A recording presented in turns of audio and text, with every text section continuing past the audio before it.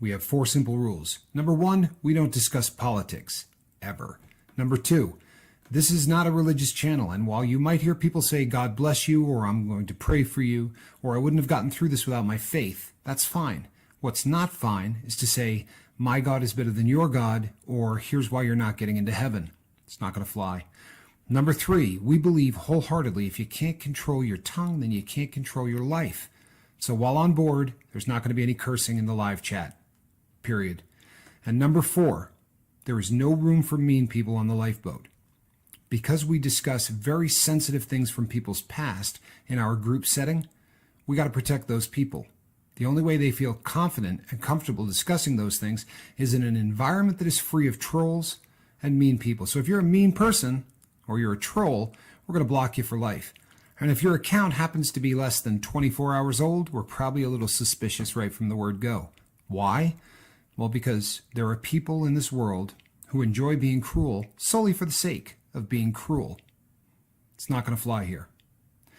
But if you're here because you're trying to get sober and live your best life, then you might find that the lifeboat is just that, a lifeboat. I'm Captain Tommy Scoville, and we will see you on deck.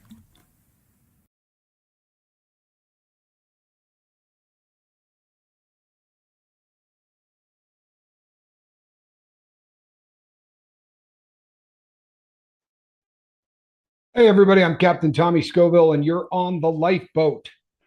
Hope everyone's having a good weekend. Mine got off to a pretty good start. I'm not gonna lie, I didn't sleep well again last night, but it is what it is. That's part of the process, and I know that I am preaching to the choir. There's a lot of people here that it's something that you go through. You know, when you give up your addiction. Sometimes sleep is something that you wrestle with, sometimes for a very long time, and that's just part of what it is. Got the usual suspect. Tara, good to see you tonight. Space Jeezel, glad you're here. Survival Game, awesome. Glad that you are here. Miss V, always good. Jackson, we love you. M Hunt, I noticed M Hunt has a cat. Did you see that? It's not the normal emoji for M Hunt, and he is on time tonight. I love it. And if I'm not mistaken, I did. Lewis Clark, good to see you, bud. The Major is here. Okay, and Charlie Murphy, always. Hope you're all having a good weekend. So yesterday we did a bit of a call in. We got our feet wet, so to speak. Today I'm going to be talking about some stuff, and we're going to end it a little quicker than I'm not going to go. Yes, Joanna, I was talking with Alan, so he is not going to be here yet. I knew that. Ladybug, good to see you. I am going to be seventh son. Apparently, is driving. I'm going to cut over to calls a little quicker today, and very much like the lifeboat has always been. If something is going on in your life that isn't part of the call in, well, then just call in about whatever's going on in your life. The very oftentimes. We hop off the subject matter because of something that someone's going through, and more often than not, they turn out to be some of the best shows we've ever done. So we've never been, we've never been hard and fast to trying to grip on to whatever the subject matter was. What we really want to do is make sure that we're always here for everybody on the boat. And so if there's something going on in your life, don't hesitate. Feel free to call in. Just quick before we get going, a little housekeeping. If you do call in, very much like a radio show, if you have YouTube on with the volume up in the backdrop, there's a bit of a delay. So when I'm talking to you right now, you're not hearing me. You're hearing me from 20 or 30 seconds ago. And that ends up causing some really weird stuff to happen if you keep the volume up while we try to do the call. So if you call in, just make sure you turn down the volume, and that's going to make everything go smoother. So tonight we're going to talk about a subject we have talked about on the boat many times, and I made a reference to this, I don't know, a while back, but I'm going to make I'll call in to give you the sound of frying bacon. I'm not going to lie to you, I like the sound of frying bacon. one of my favorite sounds in the entire world. So that wouldn't bother me much, cemetery. So the subject matter tonight we're going to talk about is the concept of addiction as a disease. And boy, this one gets people going, doesn't it? I mean, I'm not exactly sure why. I mean, I guess I am sure why. I just don't know that it needs to be as heated. We can disagree on this, people. We can disagree on anything. If the basis is always, you know what, I love you. I may disagree viciously with what you say, but we're all family here. We've demonstrated that over a very long period of time. So if you disagree with me, just feel free to call in and make your point and tell me why you disagree with me. I don't have any issue with that. Neither does my partner. We've never had a problem with that. When you talk over people and it becomes personal, then we've got issues, and at that point we'll probably hit the old dump button. But no issue at all with disagreement. That's healthy stuff. In fact, it broadens everybody's perspective, especially if everybody is kind and is you know understands the game, so to speak. Good to see my brother Johnny. Johnny, I'm glad that you're here, brother. I hope you're feeling a little better. Johnny's been a bit under the weather. Um, the definition, right, according to dictionary style, the am I having feedback? Because my headphones are in. Can I get a 5x5?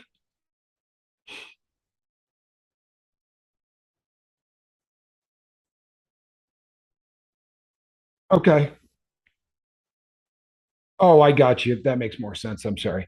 The textbook definition for disease is a disorder of structure or function in a human or animal, especially one that produces specific signs or symptoms or that affects a specific location and is not simply a direct result of physical injury. So, thank you very much, people. So, the physical injury thing, if you're in a motorcycle accident and you strike your head really hard on the pavement, and from that point on, you can't see, right? Your vision is blurred and you're never able to quite see again. You don't have a vision disease, right? You don't have a disease of the eye. This is something that is caused by injury. There are diseases, however. I think Seventh Son just made a reference to one. There are diseases that are brought on very oftentimes by our behavior, right? Cirrhosis of the liver. That is a liver disease. It's not one you're born with. It's one that you develop over time, and very, very often, truth says we are family. Cancer and alcoholism is different, but those who suffer from a disease, whether self-inflicted or not, is a disease. I like that. I really do, because I'm of the firm belief that is a fact. Um, if we take that definition, there are symptoms of alcoholism. There are symptoms of drug addiction. There's no getting around that, right? There are very obvious symptoms, and much like I very often use the example of diabetes. Um, Cirrhosis of the liver is another great example.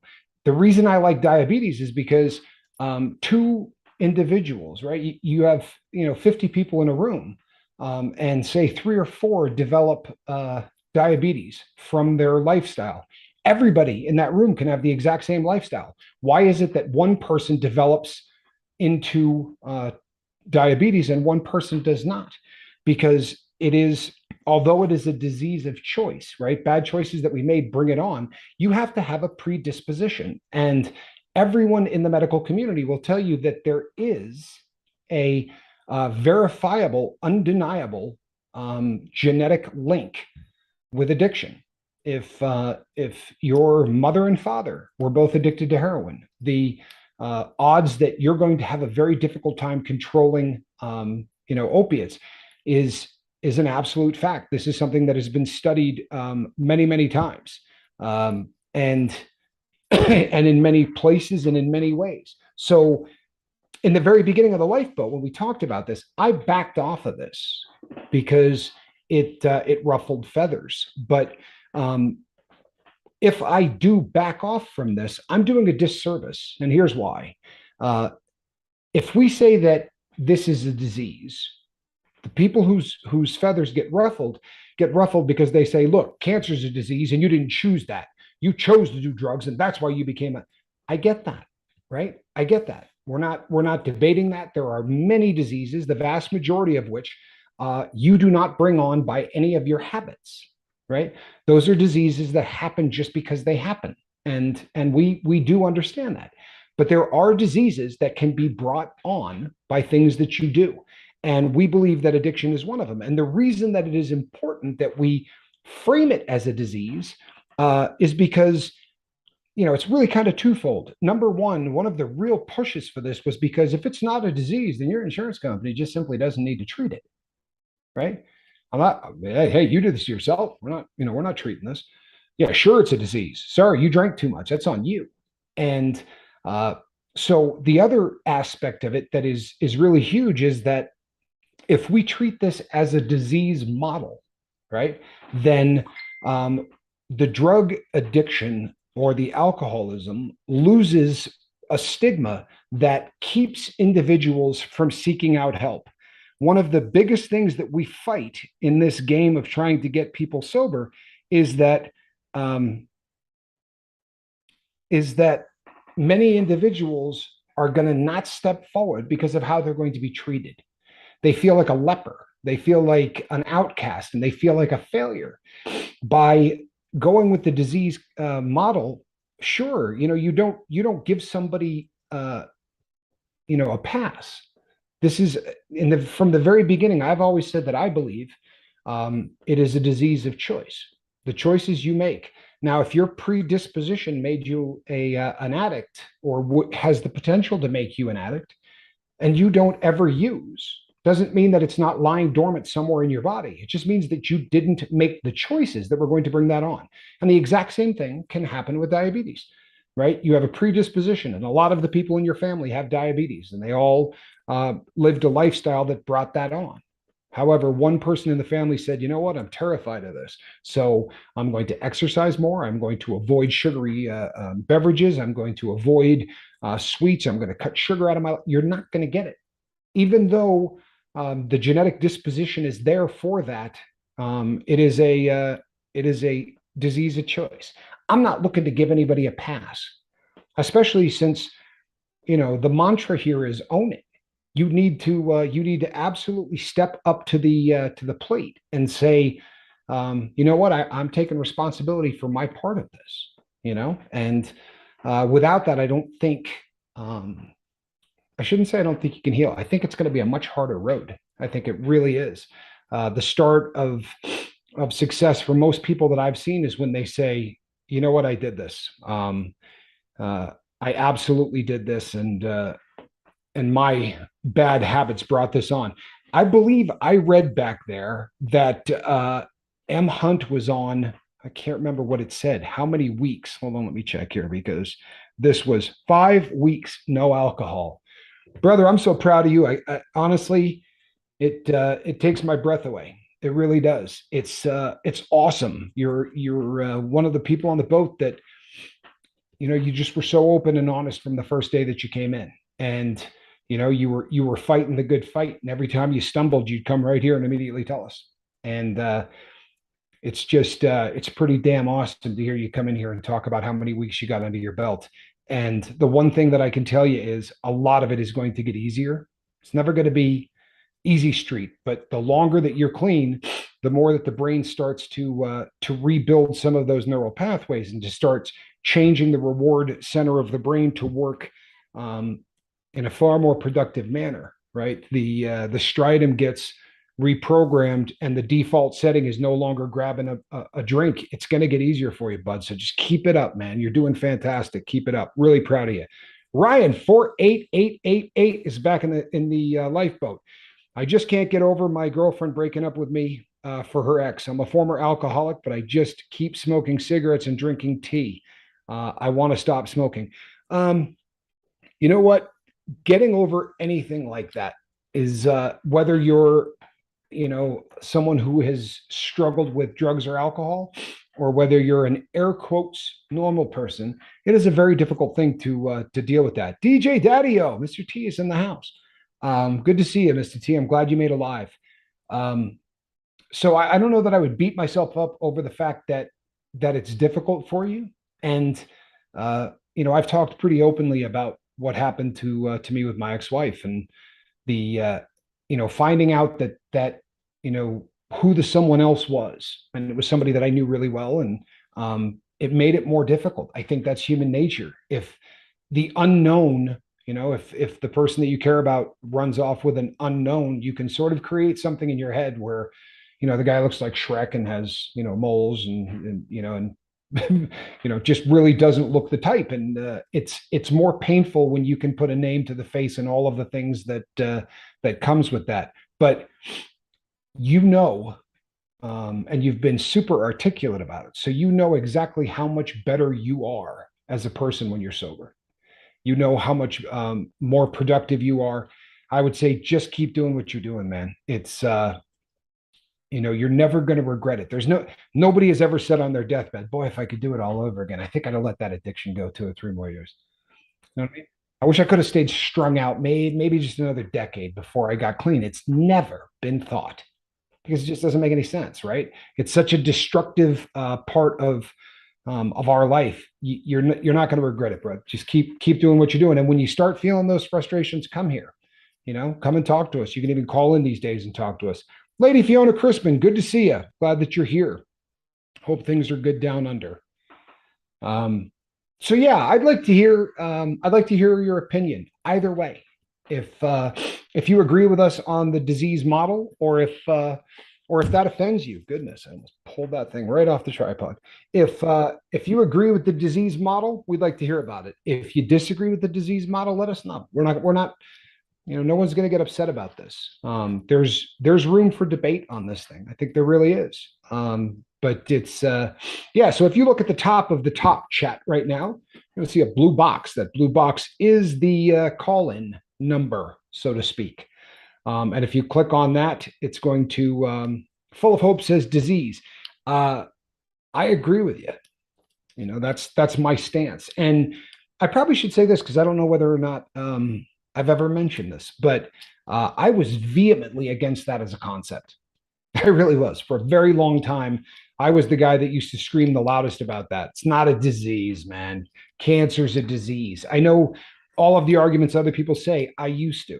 And then as I started to get way more personally involved in what sobriety meant, not just for me, but for other people. And I started to see this stuff on a very regular basis, not only in yourself, because we're really good at lying to ourselves. I mean, it's a skill that every addict has down to a science. But when you watch it in other people, the discernible symptoms of the disease are so stark. I mean, they really are. The average person who comes out, and is, starts to grow up on this planet is just not pathological in their lies. I mean, everybody tells a white lie now and then, or everybody, tells someone they look a little better than they do. Does this outfit make me look, fat or whatever? No, nope. Yeah, you're good. I mean, there aren't not too many people who go, yeah, you betcha. Yeah, that one there just really makes you look big. Those kind of little white lies, that's everybody. But the symptom of addiction, to see people that become incapable of telling the truth. I mean, honestly, incapable of telling the truth. Those are discernible symptoms. Now, we tend to think of symptoms as a runny nose, right? Inflammation, all of those type of things. But if you've ever seen someone that, if you've ever seen somebody in the throes of the delirium tremens, or if you've ever seen somebody, in the throes of withdrawal sickness, um, boy, those are symptoms. I mean, they're unmistakable and they're undeniable and they're very, very physical. On top of everything else, it is very, very easy to see. All right, guys. Uh, Hey, guys. If anybody wants to call in, go ahead and do it now. We're ready for you if you guys want to call in. oh, nice! I just won a Bulliver Hermetic on eBay. I love it. Thank you. Jonathan Hicks says, honestly, I am conflicted on disease or not. Sort of feels like a cop out, but I also know that my head is messed up. I'll tell you what, Jonathan. I wish you had said that in person, and I'll tell you why. I'd love to hear more about the cop out part of it. And I'm not busting on you because I this is what we hear the most. Truthfully, it is. What most people say is that it gives somebody a pass, like for whatever reason. Now they're not responsible for the things that they've done because they have a disease, and I don't think that that's the case. I don't think that you get a free pass. What I think is that it's a whole lot easier to discuss, and it's a whole lot easier to understand. And maybe the people who suffer from these addictions uh, don't feel so much like they're just really hugely evil. Because I'll tell you something, that was something I wrestled with in my head in a very big way. I just thought I had bad wiring, like I was an evil person, you know. Um, and I don't just mean the bank robberies but just the way that I did everybody that I came in contact with. Um, I didn't view people as friend or enemy. I viewed people as, can I get money out of this person or not? Can this person further my drug addiction? And I wrestled with that in a really big way. I started to believe that I was really an evil person. But when you start to look at this as a disease model, and you realize that there's something going on in my brain that isn't going on in the brain of the next guy, you realize that's about all it takes, right? For this to be a disease, that's what we're talking about. I have something that is absolutely diagnosed.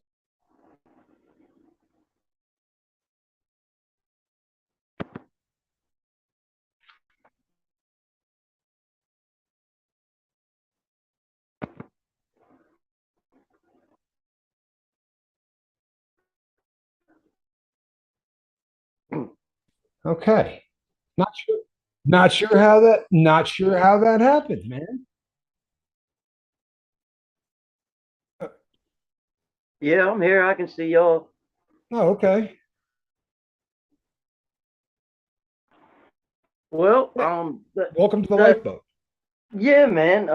It's funny to know I actually got to speak to you, Tommy, and 3.5 months ago, everything fell apart. But just the way I was raised, it's always like, pull yourself out but bootstraps. That you and I have a hard time with the disease thing because it just feels like it's it's just the it just feels almost too easy. Okay. Uh, You know what? it, I understand exactly what you're saying. The but I think that, so let's say that I decided to call alcoholism an affliction, or if I decided to call it just a bad habit, right? Or a disease. Regardless of what we call it, you're still gonna have to pick yourself up by the bootstraps. It's not going to be one of those situations where if we say it's a disease, they go, well, here's the magic cure to that disease, and all of the things that you did going back in the last 6 years, we're just going to clean off your criminal record, right? right. I mean, here I am. I'm 7 years sober, and and I'm moving forward in life. I'm carrying the scarlet letter F, right, for convicted felon for the rest of my life. So, but I understand what you're saying, and I'm glad that you call it, because I think society does this to us, and I think Yeah. that it's almost by design, because they want us to feel exactly what you're saying. They want Yes. us to feel like we've done something wrong. Go And ahead. that's why I started saying that it's almost like the way you're raised is got a lot to do with it. The way that you feel about that. I agree. But I did want to tell you too. Like I'm doing amazing. I got my license. Haven't had a driver's license in 20 years. I remember you telling me that. Yeah, man, doing some like things are. I needed. My wife kicked me out. That I needed it. So, Well, how but good does that driver's license feel? it's yeah, I got an old work '94 pickup truck in the driveway. I got to do a few things to get it right, but it was weird. Like you remember what we talked about, and Sure. as much as I was trying to do things right, it's so funny to talk to people that like I have some acquaintances, and they're always like, "Oh man, your wife, they expect me to be all bad mouthing her," and it's like the best thing in my life that happened to me, to be honest. Like that was what I needed. The final. Yeah. Wow. So Hey, you know something? I think that that's a huge step forward, and I don't just mean I definitely for you, Jonathan, but um, for all parties involved. I'm always it always kind of blows me away when I'll say to somebody, the best thing that ever happened to me was going to prison, and right, they get this look on their face like I'm a blithering idiot. right.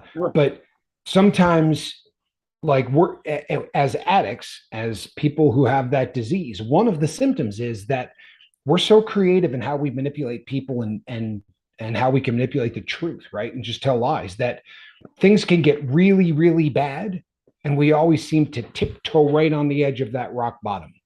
Yep. And sometimes it takes one of those "oh my god, she's really gone" moments to really sort of shock you into to taking a good hard look at where you're at. When we talked on the phone, I mean, you were really honest. You were, I mean, you didn't really hold back in terms of, I mean, you knew where you were at. But I think that there's a big difference between knowing exactly what's going on and having to live it, you know. Well, And I think having well, to like live it is probably a big deal. Go ahead. yeah, and that was it. Is like I was just half-assing it, really, is what it was, and it was starting to all fall apart. And I was, it's because I've been in some horrible positions in my life, and yeah, I'm, all the things, fell and all that, everything. But this one was like I gotten comfortable, and I was half-assing, and I was drifting in a bad place. So it was, I don't know, you know, this time's been different. Like I don't know, How it's long ago yeah, was it, Jonathan? three and a, what When the wife said that's it? How long ago was that? Friday the 13th, 3.5 months ago. I'm not laughing at you, bud, but you know what? Yeah. If you're gonna get that kind of news, man, you should get it on Friday the 13th. I mean, that you're not liable to forget that. That's probably So, something to stick with you. yeah, I never counted days on sobriety or anything like that, but that one I did. I was like, okay. So, but, no, I mean, it's, like, I don't know, I feel like a participating part of society. I actually have a bank account. It was, I don't know. It was a big kick in the ass that I needed. You Big know one. what? That makes so much sense to me. If this is why the lifeboat's great too. If you showed up on any other platform and you said, "I'm feeling really good about myself," and the reasons are number one, I got a driver's license, and number two, I got a bank account. You get this look here. I know. You know what I Like, mean? Like what are you talking about? But I talked about this the other day on the lifeboat. Having that little piece of plastic in my pocket. yep. I don't know that I went as long as you did, brother, Yeah, but I yeah, went a long time without a license. And if I had one, there were a few warrants out for it, yeah. and when I had that clean driver's license in my pocket, no warrants, nothing hanging over my head. Um, I mean, I thought about it for 2 or 3 weeks. It wasn't like I walked out of there with a license in my hand and it was, the end of the story. Like it really affected me. Yeah. It was a pretty big deal, and It the bank was. account thing was even bigger. Yes, all these things, and my boss is funny. Like we were talking about how like his mom it got brought up, and how some people are like, well, why should you be congratulated on doing what you're supposed to do? And that almost goes back to the question about is it a disease or not? Because so many people in society are like, well, why should I congratulate you on just you're doing what you're supposed to do in the first place? But when you live through maybe what we've lived through, that is some huge accomplishments, Well, and I'm so that's glad you said that too. Honestly, I'm so glad you said that, Jonathan, because it's something that it's a part of this that I don't think I've ever brought out how you just said it, but you get this a lot, right?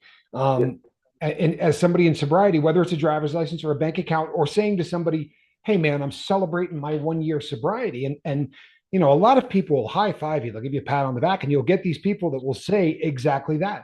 Why should I congratulate you for doing something you should have done anyway? And this is why the disease concept, it's important that we don't call it an affliction, because I have a disease that I was able to fight. And it's probably the hardest fight that someone can possibly go through. I mean, yeah, truthfully, this is a part of your brain malfunctioning. It's like, I don't know if you were on the episode where I said, did the little demo. look, to say to these people, I want you to do me a favor. And for the next minute, make it two. I want you to not blink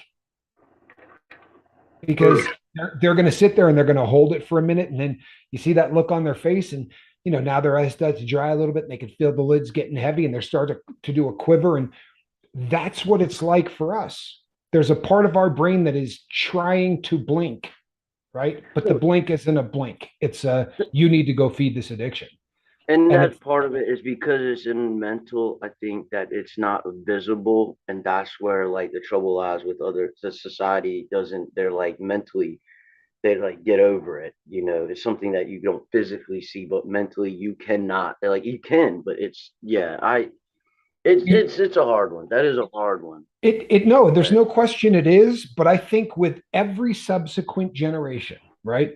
And generation is a word we throw out all the time, and I think a lot of people aren't hip to it. A generation is 7 years, right? So with every subsequent 7 years that goes by, a larger part of the population just takes for granted that this is a disease. And the more that happens, the more there are forums like this, the more there are places where people can show up and not have to explain themselves or not hear somebody go, why don't you just quit? Um, I mean, if it was as simple as why don't you just quit, then Yeah. this wouldn't be a disease, right? It would be a bad habit because cursing, yeah, you can quit cursing, right? Get a curse jar, put $1 in it every time you curse. About $30 down, you're going to stop doing that. But when there is a malfunctioning part of your brain that says, if one plus one equals right two, so if this happens and this happens, heroin. If this happens and this happens, booze. And literally hardwired into a part of your brain called the striatum, that's going on. And I think that it's lost on a lot of society, but every generation it's getting better. And the important part of it is that once people realize that this really is a legitimate affliction, then we're going to have a lot less people saying stupid things and a lot less people that are doing the why should I congratulate you. I'm really glad you brought that up, Jonathan, because you hear it all the time. It's frustrating, Yeah. especially when you're trying to help people. They don't need the stigma on top of everything else. Well, look, I'm not gonna hold up any more of your time. I'll get back in the chat. And thanks, man. Hey, we're proud of you, brother. That's a huge accomplishment. It really is. Congratulate not just on being sober, but the driver's license, the bank account, dude. Those are Those are big those are deals. verifiable steps on the road to really getting your what together. You Yep. know what I'm saying? That's Yep. really good stuff. Yes. I'm proud of you, man. That's awesome. Yep. All right, man.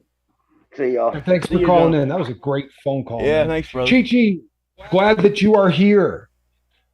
I'm turning this fan on, people. Yeah, go ahead. Go ahead. Hold on 1 second. Hey guys, go ahead and if anybody else wants to call in, they can just hit the link at the top of the chat. Okay. It's that I know there was some confusion on Really that. funny thing is, But yeah. Go ahead. it was on when the show started. I'm sorry. Go ahead. No, I was just telling everybody the link was at the top. That way they can go ahead and it's at the top of the live chat. It's in the chat box. So if you go up to the top, it's in a blue box. Yes. Just click on that link and you'll come right into Zoom. And then if it's also if somebody's on the line, you guys can still call in. You'll just be sitting there waiting. But Much like a radio show Yeah, or anything yeah, else, you'll just be in a queue kind of a situation. Yep. You know what? That was a great phone call. And this is really, I think it's the dream of why we wanted to do this. Yeah. The amount of stuff that every single person on the boat can bring to the party is insane. I don't know how many times we have discussed this exact topic on the lifeboat. Is this a disease? And I've never heard anybody bring that up. I've never brought it up to be sure that that is one of those things that you do hear all the time. Why should I congratulate you for something that you should have been doing anyway? And the simple answer to that is because this isn't just a bad habit. This isn't just something that I should have been doing. It is a malfunctioning brain.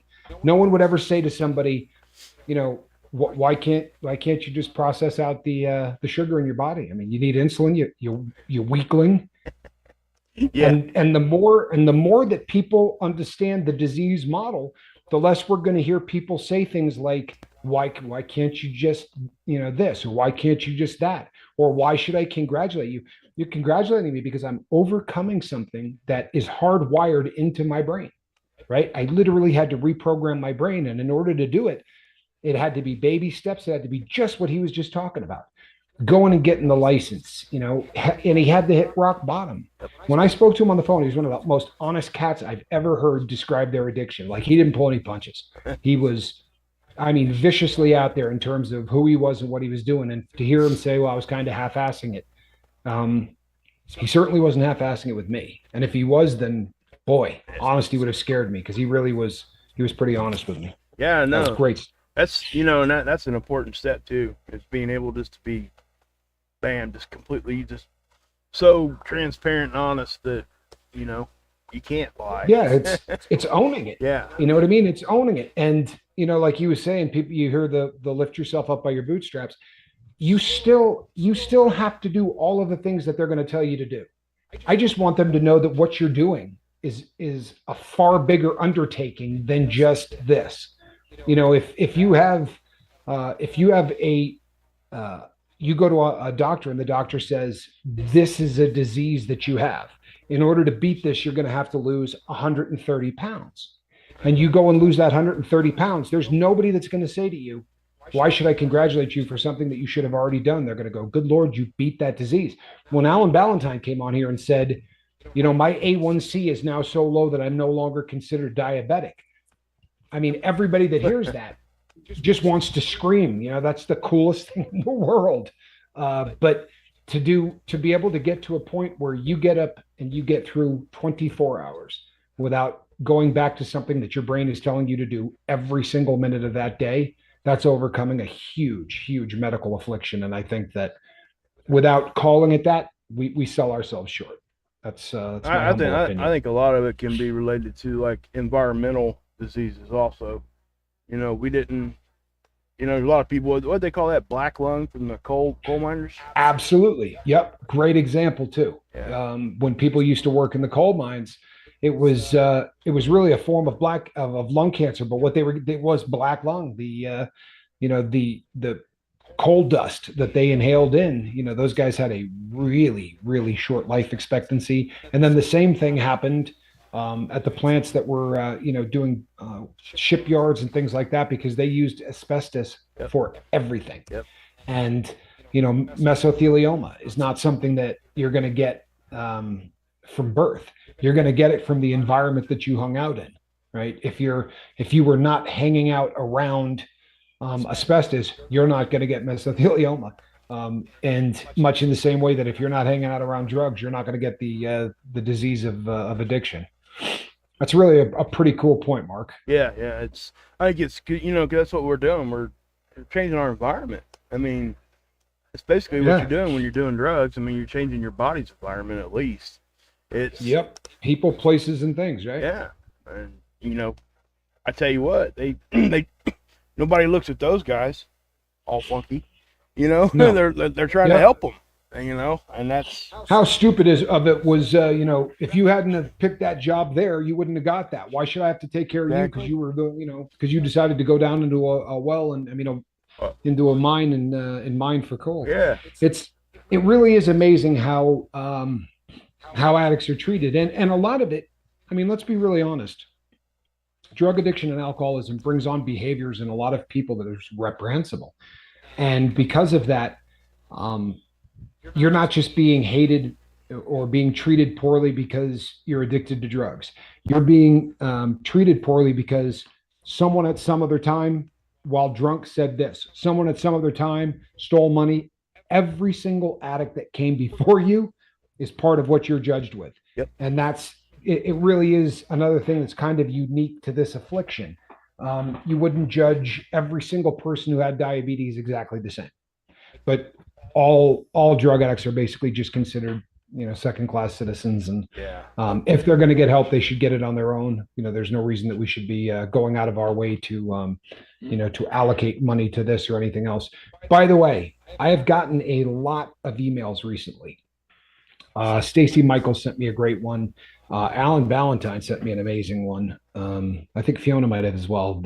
There have just been a lot of stories recently on a new strain of Ori. I don't even know that it's a new strain. It's probably a version of alpha fentanyl, but it is they're calling it rainbow, and the number of people that have reached out to me on this, it's coming across in different in pills that are all different colors. And one of the reasons, people, you got to realize that these guys are always sort of a step ahead. Um, Guys like us, people like you, we're all beating the drum about. You see a pill that says 30 on it. Perk 30s aren't Perk 30s anymore, and they're having a harder time selling the stuff. People aren't stupid, even drug addicts. I don't want, don't give me any of those 30s, man. That stuff's killing people. So now they're coming across the border with these pills that are in 4 or 5 different colors, like every color of the rainbow. And it also has been smuggled across the border recently in what looks like sidewalk chalk. Yeah. And there's been a lot of panic about this ending up in the hands of kids. I'm not trying to be. Here's the reality. The reality is one of those sticks. Ain't no way anybody's wasting letting that end up in the hands of a child. They're not passing these out to kids. Very, very expensive stuff. But it could accidentally end up in the hands of a kid. If a kid saw it and thought it was sidewalk chalk, it'd be the end of them in a matter of moments. It's a drug that for someone that small and any kind of contact on the skin or whatever. But the reason I bring this up, people keep sending that stuff. If you come across any of that, I read everything you send me. I research it, and just know I'm as scared as all of you about this. Got a Truth 76 says, "Wow, that is so true. Each of us are different. The fight might be the same in a way, but we are all in different stages and different people." Yeah, and treated exactly the same. It really is. If you knew 9 people that had cancer, you would every single one of them would be, a different kind of a thing. But and I mean, look, some of this again in the whole own it department, we do people dirty. We lie to even the ones we love. I would have stolen from every one of you when I was in the life. I promise you, I would have stolen from every single one of you. And I don't just mean, being slick. If you left something around, I was taking it. I was that person. My mind was 24 hours a day on, like, if I saw something that, you see a purse, like I'd look at that thing and be like, there's got to be at least 25 bags worth of something in that purse. I'm taking it. And that was so the things that I did, I assure you, I affected so many people's lives that they probably crap all over other people who have addiction problems because of the things that I did. And that's the reality. But the more that people realize, Tommy Bird says, "I am feeling rough today." Tommy, if you want to talk about it, there's a blue bar there on the top. Feel free to pop in if it's if it's something that you want we to got talk with. We would love to hear from you, bud. We really would. Yep. Sergeant. And it's easier than going back and forth with the texts. Yeah. Especially with the delay. Go ahead, Mark. Sergeant Bun Bun. I'm not sure if you've been in here before. I'm not sure. He's ex-Navy. Says he was a private contractor for 12 years. Said that we drink so society will accept our views of freedom and life. That's what he said. That was his comment. We drink. Yeah. Give that to me one more time. We drink. So society will accept our views of freedom and life. I used to spend a lot of time trying to put to words things like you just did. Um, I think across the board, we use to take away. We don't use whatever it is that we use. It gives you nothing. It takes away. It takes away pain. It takes away embarrassment. It takes away anxiety. It takes away social awkwardness. But all of us who get addicted have something we want removed. If you feel like society's treating you like hammered crap, that may be one of the reasons that that people drink, is because they don't feel like society respects them. And you know what? There's probably a whole lot to that. But whatever the reason, it's such a self-destructive behavior. It really is. It took me a really long time to wrap my head around that. It was yesterday. I had to take the PCRA. I couldn't remember the initials yesterday, but this is just a big questionnaire that's about 4 pages long, and it will ask you questions that you have to say, I agree a little bit, I don't agree, or I strongly disagree. And this is something that is put out by the federal government for people who have been convicted of crimes to get an idea of where you're at in your walk. And one of the questions, and they get slick. They'll ask the same question 9 different times, and they ask it different ways because they want to catch you not being truthful because they want you shooting from the hip on this. And one of the things that they asked was I constantly looking for an excuse for my using? And boy, was I. Yeah, oh yeah. You know what I mean? Like this was so important to me. It really was. This was important to me. And whether or not I actually believed it in hindsight, I don't know. I really don't because I look back now and I know what my favorite excuses were. And some of them were legit, but they were just, I wanted an excuse. Yeah. And that was, I think that's, we all, we all know deep down in our hearts that this isn't normal behavior, right? We look at the air quote normal people who at 8 o'clock in the morning are on their way to work and they're, getting their kids off to school and doing whatever. And we're coming out of a 7-Eleven with a fifth of bourbon. I think in our hearts, we know we're probably not quite right. Like there's something going on. And we have to justify this in our own mind to not go crazy. So we start grasping for all kinds of reasons that make sense to us. I've talked about this so many times on the boat. Like we all have favorite excuses or favorite, my daughter that was my go-to. I would always try to come up with other unique things, but if I couldn't come up with something off the top of my head, it was all about Cedar. Hey, they stole my daughter from me. What do you expect? And the reason that I went to that isn't necessarily because it was the most legit, but nobody was going to mess with me on it. Yep. I knew that when I dropped that one, it was a get out of jail free card. Because Jonathan makes a good point here. He kind of summed it up. He says, go back up to it. I used so I wasn't me anymore. Pretty basic for me. So yeah, something straight to the point. I mean that honestly pretty much agrees with what I was just saying. Yep. It takes away, right? So you start feeling like you're not right. I don't like who I am.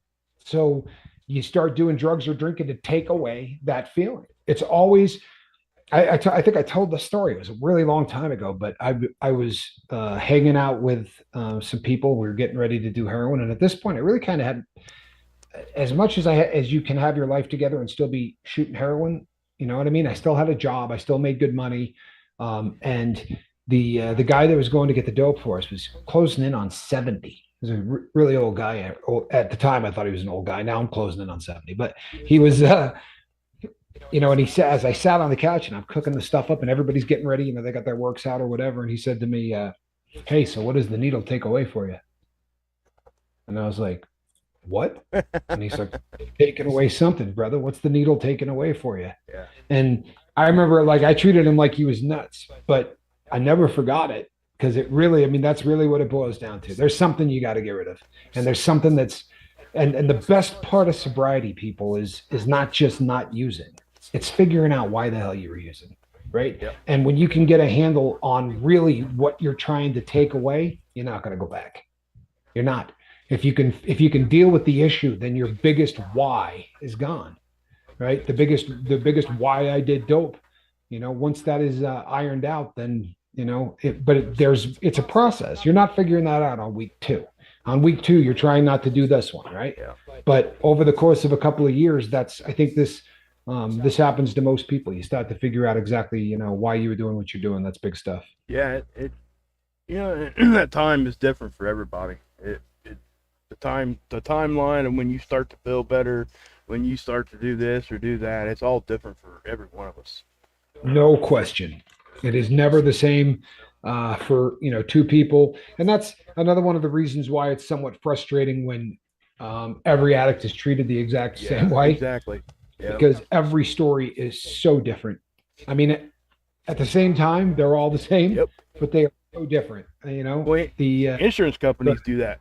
With like rehabs and stuff, they draw a hard line at like a certain day limit, and that's that should not be the case. I mean, I get that you can't just expect somebody to be in rehab for 8 months or something and the insurance wanting to pay for it. I understand that. But there needs to be at least a little bit of flexibility there, and there's not. Like for me, I was done it, and I knew when I walked in the door I was leaving for 4 to 5 days later. I was out. I knew that. Right. I knew that. So now because I knew that, I was able to adjust my treatment to where I came out with Suboxone. It wasn't like I was, being hung out to dry.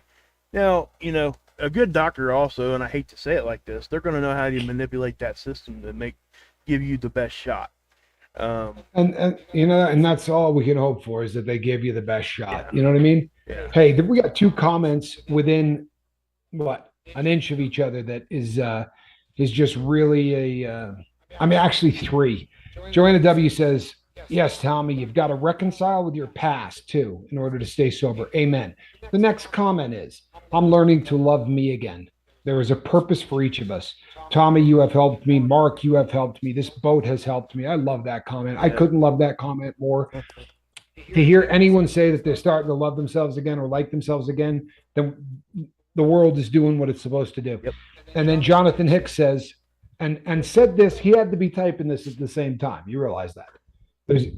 See, he says, been learning how to like myself these last few months. It's been interesting. LOL. You know what? It's where it starts. Yeah. It really is. In the beginning, if you can just start liking yourself maybe for an hour a day, right? And you're going to get to a point where you start to realize that you love where you're at in life. And that's not such a far jump from I love myself. And I'll tell you, there's nothing wrong with loving yourself. There really isn't. It beats the snot out of hating yourself. Yep. I've done a decent amount of both. And a lot of that,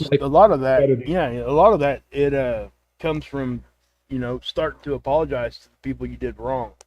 And it allows you to go ahead and start to at least move past that. You don't have to be stuck in that guilt. You can get past it. You can start feeling okay about yourself.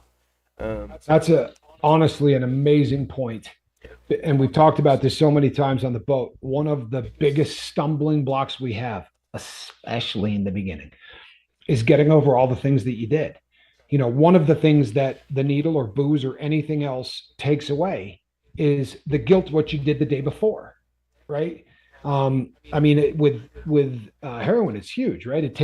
That drug takes away guilt. It takes away everything, pain of every kind, and guilt is pain. So you got to keep doing it to not feel guilty. And when you don't have it, you feel guilty, which makes you want to do, and it's just this like snowball. Yeah. But Mark makes a great point. When you start to make amends, there's a reason it's in there. Whether you like the 12 steps in that, there's a very important reason that it's in there because they know that guilt is going to drive you right back to what you were doing. So, yeah, it's a great point, Mark. When you start to reconcile and make amends or whatever you want to call it, but when you start talking to people and owning it, right? Accountability. The Exactly fastest right. way to forgiveness, absolutely. Yep. The fastest way to forgiveness is accountability. If people don't think you're taking accountability for what you did, why the hell would they want to forgive you? But when they really see that you're contrite and you feel bad about what you did, it's amazing. I loved hearing Alan Ballantyne when we did the interview with him talking about what it means to be with his parents these days and just how much different it is. And he's told me every time he's with his dad, he'll say to him, I'm so sorry for what I've done. And every time his old man cuts him off and says, man, that's done. Yeah. Stop talking about it. And there's a peace that comes with that. I know Ryan probably went through that as well. Ryan 4888. You remember with that day he came in and he's like, how do you look at somebody ever? Yeah, it was a really kind of a heavy show. Yeah, it was. But that's life, and that's what. Yeah, right. You gotta go.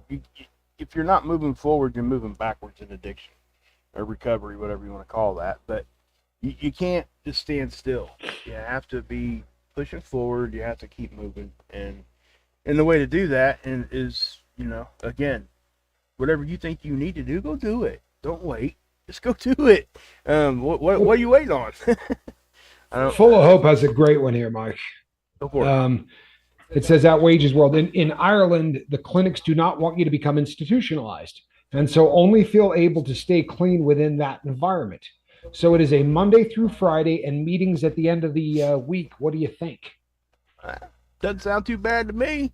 I mean, Here's the thing. It's a very interesting concept, and it's funny because we've actually talked about this before. Um, because this is huge. This happens in prison constantly. A guy will go into what's called RDAP, which is a residential drug program. So you're in a prison.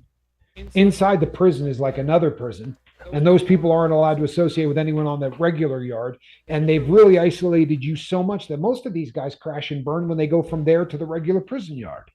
I think that in my opinion, and this is just my opinion, the perfect model has you basically on lockdown for about a week. Because statistically speaking, that's when most of the people are going to relapse. So keep people there for that first week and then start instantly reintegrating them out into society for small doses, right? right. Have them go out for 5 hour passes or whatever. Germany has pushed that model in a very big way, not only in rehabilitation, but actually in even in incarceration. People for the last 2 or 3 years they're in prison, they'll only have to spend about 5 or 6 hours a day locked up, but they always have to continue to come back. And you don't get the culture shock, Right. whether it's a week of sobriety or it's 10 years in prison. Institutionalization is a real thing. I feel great right here with somebody looking at me going, Yeah. you're doing good, you're doing good. Yeah. But you walk outside and you see people. It's a great point, full of hope. It Well, really is very. it's something that most people haven't thought about, to be honest. Because not like myself, not everybody that has been through addiction ever ended up in jail. I never did.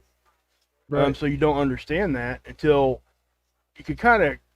I don't want to like relate going to rehab as jail because it's really not. But in the instance of you're stuck in that space, it definitely is. You can't move. I mean, you're not going outside. You're not doing nothing without permission. There's some similarities to be sure. Yeah, and it does. It's something I've not really thought a whole lot about. So you've given me something to think about there, full of hope. Now I know that there was some. I did see a documentary on. I think it might have even been. Yeah, it might have even been over there in Ireland. Like you're talking about the jails over there. They run their own. It's like a little mini community. I mean, Yeah. they can't leave, but they're able. It's like a cul-de-sac or something. Yeah. It was kind of for us that live over here in the West, guys. That's foobar to us, right? I mean, how Yeah. can we take somebody that did something so bad and give them this, that, and this? Well, Works a whole lot better statistically. when they come They're back, killing. yeah, when they come back out, they ain't gonna shoot nobody again. How about that? That No, works. it seems to work a whole lot better. Germany does that as well, and it really works better. Yeah, Truth 76 says, I know I am learning to forgive myself. It is so important. I am not worthless. I'm here to promote love. I'm worthwhile. You are worthwhile, man.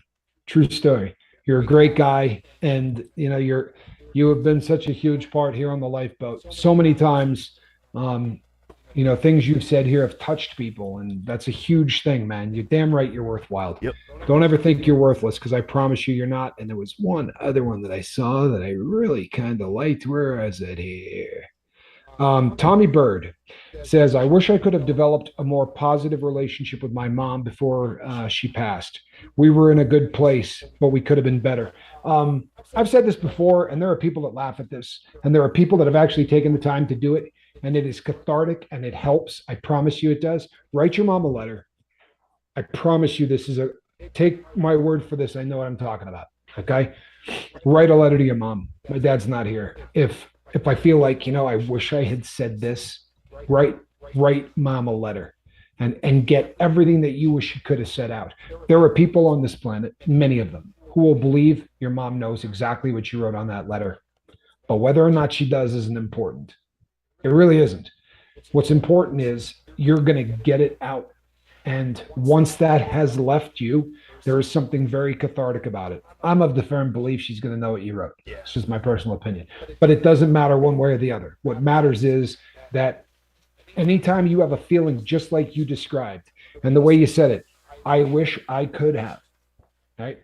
I wish I could have is a dangerous, dangerous thing to say, no matter what it is you're talking about. It's the birth of regret. It's the birth of a lot of emotions that aren't great for what it is we're trying to get done in life, right? We're not, air quotes, normal. We're not like other people. And those kind of sentences And those kind of thought processes tend to really slow you down. And I promise you, if you take the time, you might have to write it twice. You may have to articulate it in every way you can, but you're going to get to a point where that's not going to be something you think about. And our goal is always to take all of the baggage that we got, open it, dump all the crap out of it, and then move on. I promise you that will help. People, there's one more comment I think you might want to. It's from Wolf Light. Said had a medication meltdown the other day, doing better now. I don't know exactly what the meltdown was. Well, Wolf Light didn't expand on that, but I'm glad you're doing better now. Hopefully, I am too, man. Yeah, I am too. A lot of times, medication meltdowns are things where you didn't get enough, right? Or you took a little bit too much. And it has been my experience that very often it's that you didn't get something that you needed, and it tends to cause some real issues. Saying that out loud is a good thing. Once again, don't bottle anything up. If you're here tomorrow and you want to talk about it, call in, and we would love to talk about you. Caleb Grubb, what's up? Good to see you. Glad that you're here. The hydrocodone acted like speed, and I slept 14 hours in 9 days. Wolf Light, okay.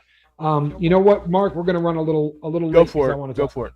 Yep. Okay. You're not the first cat to say this. There are people out there, in fact, a decent segment of the society does not have the same effect from opiates, especially things like hydrocodone, that it doesn't do anything that it's supposed to. I mean, it's not going to have the same sort of narcotic effect that's going to help with pain. There's no analgesic effect to it at all. And it literally is just like, starting up a weed trimmer. And I have watched it happen where people bounce off the wall and you're looking at them going, who brought the meth, right? Yeah. You're looking at this person in the room going, what the hell? Nah, he took some pills. No, he didn't. People pass out on that stuff, but no, I have absolutely seen that happen. He says, long story short, I'm back on earth and peaceful and healing and working this stuff out ASAP. Excellent, Wolf. Awesome. Here's the thing. That's probably not an anomaly, meaning you do that again, the same thing is going to happen. Yep. Right. On the flip side of that, very often people, not 100% of the time, but very often people who have the experience you just had, there will be other drugs that will also have the exact opposite effect. It's sort of like people who take Ritalin to calm down, right? It's because there's a chemical imbalance, and the Ritalin does something in the brain that it wouldn't do to me. I take Ritalin and I go ding, ding, ding, ding, ding, and bounce off the wall. That can be age related also. Absolutely. But it may be one of those situations where there are other drugs that you think might take you up that will knock you out unconscious. I would be very, very careful with opiates in general. I quit doing drugs across the board. Yeah, that's what I would do. Yeah. Best case scenario, but be careful. Yeah, I mean, if you go to the doctor and they try to give you some painkillers or something, let them know that happened, and they probably absolutely. Oh yeah, you got to tell the doctor, no question. Yeah, they'll be able to help you with that. So. Right, Terry. You know what? ADHD more often than not. That there's a reason that you give people who can't concentrate amphetamines, and it focuses that, right?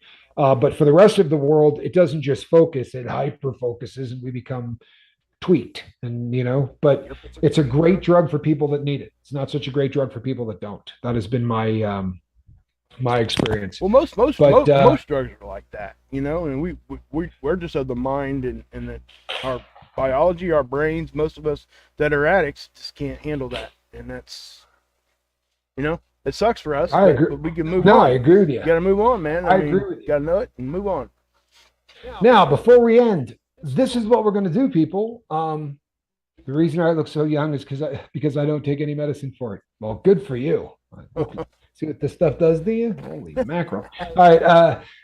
People, just going forward, know that anytime something is getting you, anytime I say something that ruffles a feather, anytime you feel like you got something that you really want to add, there's never going to be a time you can't pop in. Yep. My bobbleheaded partner obviously has this under control, and that has been demonstrated now for a couple of days in a row. So, well played, partner. So from this point forward, The original speed is gone. That ended in the late 90s. It was converted to Fenton Hall after the band Ephedrine. Um, the original speed, he's talking about, yeah, back in the day, people, they used to call it P2P or prope dope. And it was a completely different recipe. It was not, and the effects of P2P and the effects of what they're doing today in meth is like comparing apples and oranges. It really is. I mean, granted, both of them kept you awake, and that's about the only thing they had in common. All of the very strange side effects that you see are really more associated with the whole bathtub, Yeah. recipes that they make nowadays. So he's right. He's absolutely The right. old mini Okay, things. people. Yeah. That yes, Oh right. God. Cross tops. Yeah. Man. So we are at the top of the hour, or a little bit past the top of the hour. Appreciate all your patience, and yeah, Mark, well done. Mark has got this under control. So going forward, you hear something or you come here hurting or whatever, don't worry about what I'm talking about. Dial the number on the top. It's going to be something that is always here for everybody from here on out. I think that's a beautiful thing, man. I really do. It's a beautiful thing. If during the day you start feeling like, man, this is killing me, I want you to start thinking, I really need to call the vote. Yep. Right? I got to take this to the crew. You start thinking that way, really good things are going to happen. I promise you. Yep. It's going to just be taking this group thing to the next level. Still can't see you, right? I know there'll be a little bit of apprehension in the beginning, but if Mark and I can do this, I promise you guys can. That's for Well done, daggone Jonathan. sure. That was a Yeah. great call, man. Awesome We're proud call. of you. Awesome We call. really are. That's great stuff, man. Keep those steps going. You're doing exactly what you're supposed to be doing, and it's paying off. So keep doing what you're doing. Really proud of you, brother. All right, people. We will be back tomorrow night, right here on the lifeboat, doing the same thing that we do. I promise you. Between now and then, reach out and try to save somebody. I'm Captain Tommy Scoville, and on the other side of the glass. Mark Wages. And you know what this is? Huh? That's a cat in a basket. Lazy animal came back to work. All right. Good night, everybody. We love you.